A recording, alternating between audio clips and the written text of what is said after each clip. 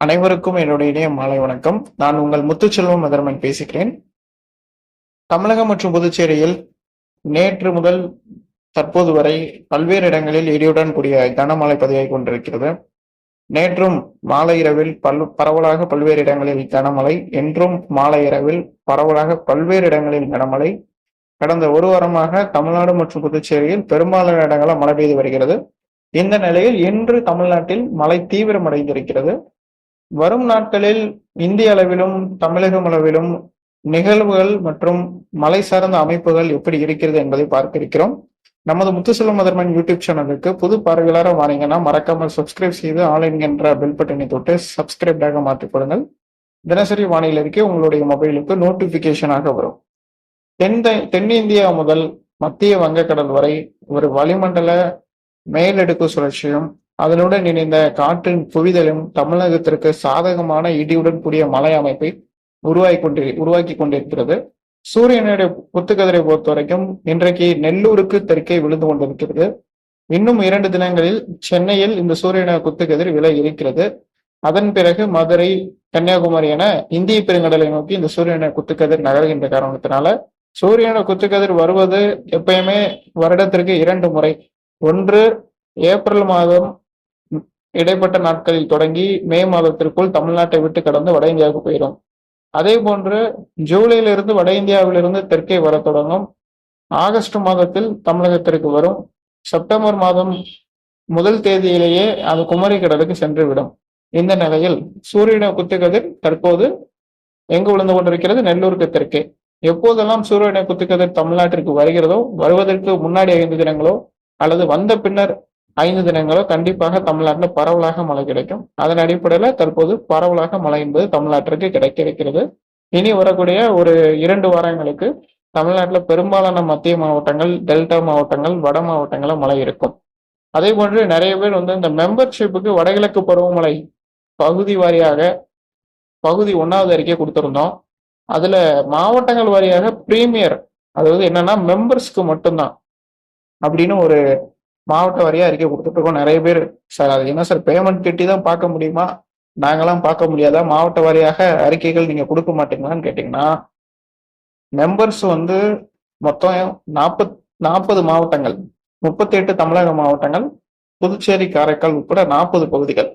40 பகுதிகளுக்கும் நான் ஒரு நாளைக்கு 7 மணி நேரம் டைம் ஸ்பெண்ட் பண்ணி நான் ரிப்போர்ட் மேக் பண்ணிக்கிட்டு இருக்கேன். அப்படி இருக்கிறதுனால அதை நான் மெம்பர்ஸ்க்காக தான் கொடுக்க முடியும். பகுதி 1வது அறிக்கையில நான் ஒரு தமிழ்நாட்டின் முழுவதுமாக ஆய்வு செய்து அறிக்கை கொடுத்திருக்கேன். பகுதி 1வது அறிக்கையில மெம்பர்ஷிப்ல நீங்களும் ஜாயின் பண்ணி தங்கள் மாவட்டம், இப்போது உதாரணமாக சென்னையில 16 தாலுகாக்கள் உள்ளன, வேலூர்ல 6 தாலுகாக்கள் உள்ளன, காஞ்சிபுரத்துல 5, செங்கல்பட்டுல 6, இப்படின்னு நிறைய தாலுகாக்கள் வாரியாக கொடுத்துக்கிட்டு இருக்கேன். இப்போ உங்கள் தாலுகாவுக்கும் நான் கொடுக்க தான் போறேன். ஆனா அது நீங்க பிரீமியர்ல தான் பார்க்க முடியும். நானும் நிறைய 5 இயர்ஸ் 6 இயர்ஸா நான் யூடியூப்ல போட்டுக்கிட்டு தான் இருக்கேன் வீடியோ. இந்த வாட்டி நம்ம ஃபர்ஸ்ட் டைம் மெம்பர்ஸ்க்காக கொடுக்குறோம். உங்களுக்கு விருப்பம் இருந்தால் மட்டும் மெம்பர்ஸ்ல நீங்க ஜாயின் பண்ணுங்க. யூடியூப்ல நம்ம பேஜ் ஓபன் பண்ணுங்க, முத்துசெல்வம் மதர்மன் செக் பண்ணுங்க. வீடியோஸ்னு செக்ஷன் இருக்கும், ஹோம் வீடியோஸ் இருக்கும். வீடியோஸ் ஆப்ஷன்ல போங்க, வீடியோ பாருங்க, பிரீமியர்னு இருக்கும். அந்த மெம்பர்ஷிப் ஆப்ஷன் இருக்கும், அதுல ஜாயின் கொடுங்க. நீங்க பே பண்ணி ஜாயின் பண்ணிக்கலாம். இது உங்களுக்கு இன்ட்ரெஸ்ட் இருந்தா மட்டுமே, நான் கட்டாயப்படுத்தல. இன்னொரு விஷயம், இந்த 38 மாவட்டங்கள் தமிழகம் பிளஸ் புதுச்சேரி, காரைக்காலுக்கும் சேர்த்தான் கொடுத்துருக்கோம். நீங்க புதுச்சேரி, காரைக்கால இருக்கீங்கன்னா ஜாயின் பண்ணி பார்த்துக்கலாம். தமிழ்நாட்டில் தற்போது பெய்து வரக்கூடிய மழைப்பொழிவு அடுத்து வரக்கூடிய 2 வாரங்களுக்கு தீவிரமாகவே நீடிக்க இருக்கிறது. நாளைய தினம் தமிழ்நாட்டில் பெரும்பாலான இடங்கள்ல கனமழை இருக்கிறது. பெரும்பாலான தமிழக மாவட்டங்கள்ல நாளைய தினம் பலத்த மழை இருக்கும். உள் தமிழக மாவட்டங்கள், டெல்டா மாவட்டங்கள், தென் மாவட்டங்கள்ல நாளைய தினம் நல்ல மழைப்பொழிவு இருக்கிறது. பெரும்பாலான தமிழக மாவட்டங்கள்ல நாளை பரவலாக மழை, குறிப்பாக தென் தமிழக மாவட்டங்கள்ல நல்ல மழை. நாளை தினம் எந்தெந்த மாவட்டங்களில் கனமழை இருக்கிறது என்று கேட்டால், ராமநாதபுரம், தூத்துக்குடி, விருதுநகர், சிவகங்கை, புதுக்கோட்டை, மதுரை, தேனி, திண்டுக்கல், தென்காசி, திருநெல்வேலி, கன்னியாகுமரி மாவட்டங்களில் இடியுடன் கூடிய கனமழையும், தஞ்சை, திருச்சி, மதுரை, திண்டுக்கல் மற்றும் கரூர், நாமக்கல் மாவட்டங்கள் ஒரு சில இடங்களில் மிக கனமழைக்கும் வாய்ப்பு இருக்கு. தஞ்சாவூர் மாவட்டத்தில் நாளைக்கு மிக கனமழைக்கு வாய்ப்பு இருக்கிறது. நாகப்பட்டினம், அரியலூர், பெரம்பலூர் மாவட்டங்களிலும் நாளை தினம் பலத்த மழை இருக்கிறது. மயிலாடுதுறை மாவட்டங்களிலும் நாளை தினம் பலத்த மழை எதிர்பார்க்கலாம். புதுச்சேரி, காரைக்கால், விழுப்புரம், கடலூர் மாவட்டங்களிலும் நாளை தினம் கனமழை இருக்கிறது. சென்னை, செங்கல்பட்டு, திருவள்ளூர், வேலூர், காஞ்சிபுரம், ராணிப்பேட்டை உள்ளிட்ட மாவட்டங்களிலும் நாளை தினம் கனமழை இருக்கிறது. கள்ளக்குறிச்சி மாவட்டங்களிலும் நாளை தினம் கனமழை இருக்கிறது. சேலம் மாவட்டங்களிலும், ஈரோடு மாவட்டங்களிலும், தருமபுரி மாவட்டங்களிலும், கிருஷ்ணகிரி மாவட்டங்களிலும், திருப்பத்தூர் மாவட்டங்களிலும் நாளை தினம் கனமழை இருக்கிறது. கோவை, திருப்பூர் மாவட்டங்களிலும் நாளை தினம் கனமழை இருக்கிறது. ஒரு சில இடங்களில் மிக கனமழை இருக்கும். எனவே தமிழ்நாட்டில் பெரும்பாலான மாவட்டங்கள், புதுச்சேரி, காரைக்கால் உட்பட நாளை தினம் பலத்த மழை இருக்கிறது. நீங்கள் இந்த காலகட்டங்களில் நாளைய தினம் ஏதாவது அறுவடை பணிகள் இருந்தால் தற்போதைக்கு செய்ய வேண்டாம். அதற்கு பிறகு 15ஆம் தேதிக்கு பிறகு கூட ஒரு சின்ன சின்ன சின்ன இடைவெளி இருக்கிறது, ஒரு நாள் 2 நாள். அந்த இடைவெளியை பயன்படுத்தி நீங்கள் செய்து கொள்ளலாம் என்பதை குறிப்பிட்டுக் கொள்கிறேன். அதே மாதிரி இப்ப ஸ்கிரீன்ல பாக்குறீங்க, இது வந்து இந்தியாவுக்கான நெக்ஸ்ட் 40 டேஸ்க்கான வீக்லி ஃபோர்காஸ்ட்ல சிஸ்டம்ஸ் எப்படி எல்லாம் வர்றதுக்கான வாய்ப்பு இருக்குன்றது ECMWF உடைய ப்ரெடிஷன். ஸோ ஃபர்ஸ்ட் வந்து பாத்தீங்கன்னா, இப்போ வந்து இந்த வாரத்துல வந்து ஏற்கனவே இன்னைக்கு வந்து வங்கதேசம் கிட்ட ஒரு காற்றழுத்த தாழ்வு மண்டலம், அது ஒரு வெல்மார்கு லோ பிரஷர் வந்து காற்றழுத்த தாழ்வு மண்டலமாக வங்கதேசம் முதல் மேற்கு வங்கம், ஒடிஷா கிட்ட இந்த நிகழ்வு இருக்கிறது. இது வரக்கூடிய நாட்கள்ல அப்படியே பீகார் வரைக்கும் போகலாம், அல்லது ஜார்க்கண்ட் வரைக்கும் போய் செயல் அடக்கலாம். அதுக்கு மேல உள்ள போகிறதுக்கான வாய்ப்புகள் இல்லை. அதுக்கு பிறகு இந்த நிகழ்வின் காரணமாக ஒரு சுழற்சி அமைப்புகள் இருக்கும்ன்ற மாதிரி எதிர்பார்க்கப்படுது.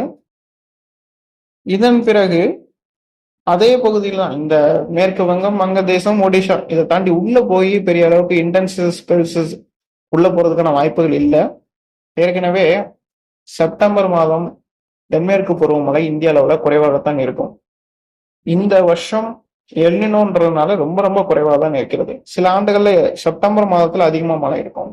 ஆனா இந்த வருஷம் செப்டம்பர் மாதத்துல மிக குறைவான மழைப்பொழிவு தான் பதிவாகும். எங்கன்னா நம்மளுக்கு கிடையாதுங்க, நம்மளுக்கு ரொம்ப மழை இருக்கு. எங்கன்னா இந்திய அளவில் வட இந்தியா, மேற்கு இந்தியா, கேரளா உட்பட பகுதிகளில் மழைப்பொழிவு சராசரியோட குறைவாகத்தான் இருக்கும். இதுல வட இந்திய மாநிலங்கள்ல ரொம்ப ரொம்ப பற்றாக்குறையாக இருக்கும் இந்த மாதத்திலும் வரக்கூடிய அக்டோபர் மாதங்களிலும். எனவே தென்மேற்கு பருவமழை இதுக்கு மேல தீவிரமடையணும்னா நம்மளுக்கு அக்டோபர் மாதத்துல ஃபர்ஸ்ட் வீக் அண்ட் செகண்ட் வீக்ல ஒரு சிஸ்டம் புயலாக ஆந்திரா, ஒடிஷா பகுதிக்கு போறதுக்கான வாய்ப்பு இருக்கு. அதனால நம்மளுக்கு ஏதாவது ஒரு கேரளா பகுதியிலேயோ கர்நாடகா பகுதியிலேயோ அகைன்ஸ் வந்து சவுத் வெஸ்ட் மான்சூன்ஸ் கொஞ்சம் ஆக்டிவ் ஆகலாம் அக்டோபர் மாதத்துல.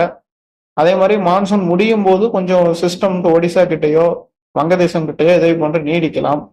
இதுதான் பெரிய ஆக்டிவிட்டியாக இனிமே இருக்குமே தவிர்த்து உள்ள போய் பெரிய ஆக்டிவிட்டி இனிமே இருக்காது. இந்தியாவுக்குள்ள போய் மத்திய இந்தியாவோ வட இந்தியாவுக்குள்ள போய் ராஜஸ்தான், குஜராத்தோ இல்லை நம்மளுடைய மகாராஷ்டிரா, மும்பை வழியாவோ கிராஸ் பண்ணி போறதுக்கான வாய்ப்புகள் குறைவு. தமிழ்நாட்டில் செப்டம்பர் மாதம் முழுவதுமே சிறப்பான ரெயின் இருக்கு, தற்போதே ஆரம்பித்து விட்டது. இந்த ரெயின் வந்து தொடர்ந்து நீடிக்கும்னு நீங்க எதிர்பார்க்கலாம்.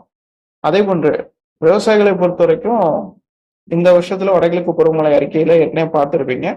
விதைப்பு பணிகள் மற்றும் பருவமழை சார்ந்த முன்னறிவிப்போல நம்ம அதில் கொடுத்துருக்கோம். வரக்கூடிய 16 மற்றும் 17 தேதிகள்ல இந்த மாதத்திற்கான IRI மாடல் கொலம்பியா யூனிவர்சிட்டியோடைய அறிக்கை வரும். அந்த அறிக்கையை நான் உங்களுக்கு எக்ஸ்பிளைன் பண்றேன். தற்போது வரைக்கும் குமரிக்கடல் பகுதியிலையும் சரி, நம்மளுடைய வெஸ்ட் அரபிக்கடல் பகுதியிலையும் பாசிட்டிவ் அயோடி என்கின்ற நிலை உருவாகுவதில் தொடர்ந்து சில இடையூறுகள் இருந்து கொண்டே இருக்கிறது. 2023 மற்றும் 2015ஆம் ஆண்டுகள்ல அது போன்று இல்லை. ஆனால் இந்த வருஷம் அது போன்ற ஒரு சின்ன சின்ன தாமதங்கள் இருந்து கொண்டிருக்கிறதாக நான் கருதுகிறேன். ஆனாலும் அதோடைய ஆக்டிவிட்டி வரக்கூடிய மாதங்கள்ல மாறி நம்மளுக்கு ஒரு நல்ல அமைப்பு கிடைக்கும் நம்ம எக்ஸ்பெக்ட் பண்ணலாம். ஸோ ரிசர்ச் பண்ணிக்கிட்டு இருக்கோம். இன்னும் தெளிவாக ரிசர்ச் பண்ணி வரக்கூடிய நாட்களில் ஒவ்வொரு அப்டேட்டா கொடுக்கலாம். ஏன்னா இது வந்து சூப்பர் எல்னினோவுக்கு மேல் மெகா எல்னினோ இன்னைக்கே வந்து +2.3. நான் போன அறிக்கை வடகிழக்கு பருவமழை அறிக்கை பதிவு செய்யும் போது 2.2, இன்னைக்கு 2.3 போயிடுச்சு. இன்னும் ஒரு 10 நாள்ல 2.6 போயிடும். அதுக்கு பிறகுதான் இருக்கு சம்பவமே. 2.6 எப்போ தாண்டுதோ அப்பதான் 115 இயர்ஸை நம்ம கிராஸ் பண்றோம்ன்றது அர்த்தம். லாஸ்ட் 150 இயர்ஸஸ்ல இல்லாத ஒரு எல்னினோவை நம்ம அப்பதான் பாக்குறோம்னு அர்த்தம். செப்டம்பர் மந்த்ல ரொம்ப வெப்பநிலை உயர்வு இருக்கலாம், அதே நேரத்தில் சிஸ்டம்ஸ் ஆக்டிவிட்டி இருக்கலாம். என்னதான் இருந்தாலும் வடகிழக்கு பருவமழை தான் இதற்கு பிறகு ஒரு பெரிய கிளைமேக்ஸ், ஒரு பெரிய அளவுக்கு இந்தியாவை திரும்பி பார்க்கக்கூடிய அளவுக்கு வைக்கக்கூடியது அடுத்து வரக்கூடிய நார்த் ஈஸ்ட் மான்சூன் தான். மான்சூன் வர்றதுக்கு இன்னும் ஒரு 2 months உள்ளதான் இருக்கும். இன்னும் ஒரு அதிகபட்சம் பார்த்தீங்கன்னா 1.5 மாதத்துக்குள்ள வடகிழக்கு பருவமழை வந்துவிடும் தமிழ்நாட்டுக்கு. அதற்கான தயார் நிலையில் அனைவரும் இருங்கள். நான் தொடங்குவது தேதி எல்லாமே இன்னும் ஒரு 20 நாள் போகணும். வடகிழக்கு பருவமழை முன்கூட்டியே தொடங்குறதுக்கான வாய்ப்பு இருக்கா, தாமதமா தொடங்குறதுக்கான வாய்ப்பு இருக்கா, எல்லாமே ரிசர்ச் பண்றதுக்கு என்ஜிஓ, கேள்வி நிலவு, இது போன்ற காரணிகளை வைத்துதான் நம்ம ரிசர்ச் பண்ண முடியும். ஸோ அது வரைக்கும் தொடர்ந்து இருந்தீங்க. ஆனா அடுத்தடுத்து நிறைய வீடியோக்கள் இருக்கு. முத்துசெல்வம் வந்து மெம்பர்ஸ்க்காக தான் அறிக்கை கொடுப்பாரு, பப்ளிக்காக அறிக்கை கொடுக்க மாட்டாருன்னு நீங்க நினைக்கவே கூடாது. பப்ளிக்காக சுமார் 3000 அறிக்கைகள் நான் கொடுத்துருக்கேன் இந்த யூடியூப் சேனல்ல. மெம்பர்ஸ்க்காக வெறும் 5 அறிக்கை தான் இப்போ கொடுத்துட்டு இருக்கேன். நான் இந்த வருஷம் 40 அறிக்கை மெம்பர்ஸ்க்காக கொடுப்பேன். எனக்காக என் சேனலை லைக் பண்ணி விருப்பத்தோடு ஆசையோடு பார்க்குற அந்த நல்ல உள்ளங்களுக்காக நான் கொடுக்குறேன். ஓகே, அவங்க பார்க்கட்டும், நானும் அதுல பலன் அடையட்டும் அப்படின்றத என்னுடைய நோக்கம். நன்றி, வணக்கம்.